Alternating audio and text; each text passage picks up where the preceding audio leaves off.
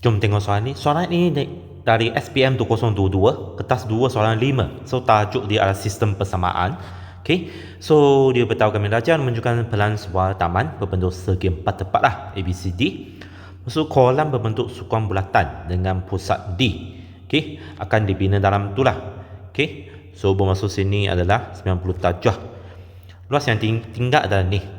Okay. Tanah rumput. So P ialah titik tengah AD. Okay. P ialah titik tengah AD bermaksud sini. Dengan ni sama lah. So bermaksud ini pun sama. Okay. Sebab sini sukuan bulatan lah. Dan panjang AB adalah 2 kali panjang lengkok PQ.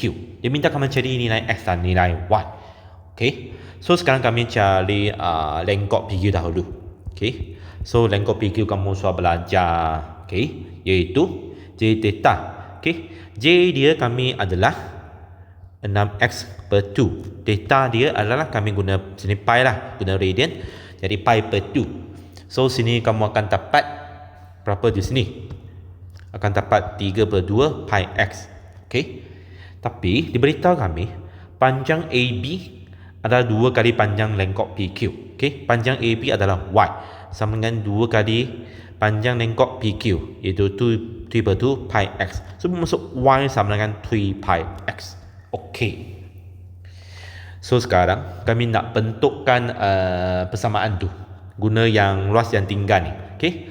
Luas yang tinggal adalah 90x tolak 27. Di sini bracket ada pi kan. Okay. So kawasan tu diwakili oleh sini. Okay. Macam mana kami nak cari kawasan tu? Okay. Kawasan tu adalah kami guna ruas sudut ranjah. So bermaksud 6xy. Kami tolak dengan yang sukuan bulatan ni. So 1 per 2. Okay. J kuasa 2 theta pi per 2. Okay, sama dengan 90x tambah 27 pi.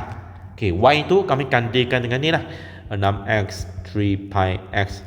Tolak sini kami boleh terus jadi 9 per 4 pi x square sama dengan 90x tambah 7 pi.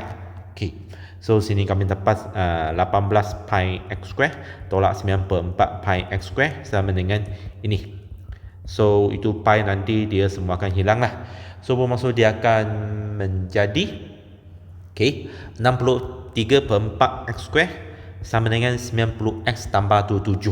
Okay. So bermaksud 63 x square minus 360x minus 108 equal to 0. So bermaksud 7x square minus 40x minus 12 equal to 0. Boleh difaktorkan 7x plus 2 x minus 6 equal to 0. X tak mungkin sama dengan negative 2 per 7. So bermaksud x sama 6. So apabila kami gantikan lah, apabila x sama 6, so y sama dengan 3 pi 6 sama dengan 18 pi.